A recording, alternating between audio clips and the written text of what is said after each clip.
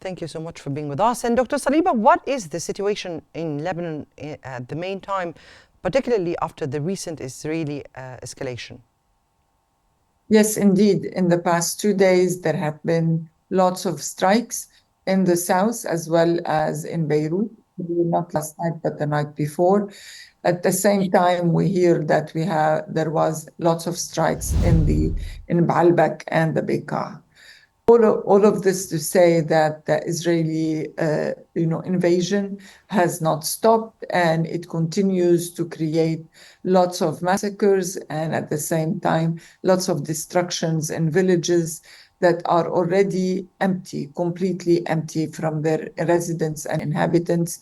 A lot of people, or most people, have fled those villages, and there is no reason and no justification for this massive destructions that we see happening from by the hands of Israel, and just watching without even condemning this massive destruction of the villages of Lebanon. From your point of view, Dr. Saliba, what could be the primary objectives of the Israeli military aggression in Lebanon? Well, they already, when they started in Gaza, they wanted to free the hostages. They had so many chances to free the hostages, but they continued in their massacres and genocides and destruction with no end in sight for the war. They have done the same for Lebanon. They claimed that they wanted to be a small incursion. This is what they said and how they described it at the beginning. And then we see that this incursion has become an invasion with a complete destruction of tens of villages in the south that are not, again, justifiable in any way. So all the propaganda that Israel puts to the word so that they believe or they justify for them the genocides and the mass destruction are not basically what they are doing on the ground. So what they claim is one thing, but what is happening on the ground is a totally different thing.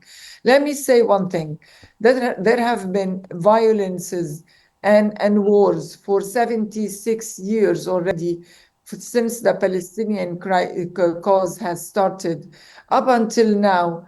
With those crimes and with those wars and with this violence, the peace has not come. Violence cannot create peace.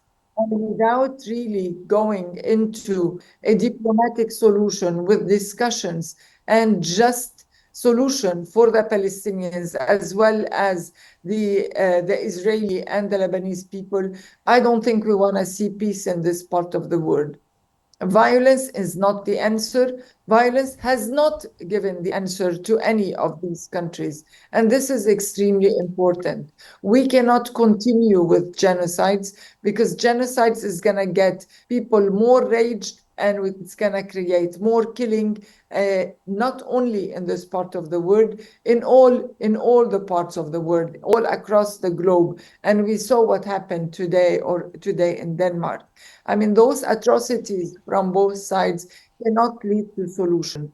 Israel has to understand that they cannot implement an unjust solution by force.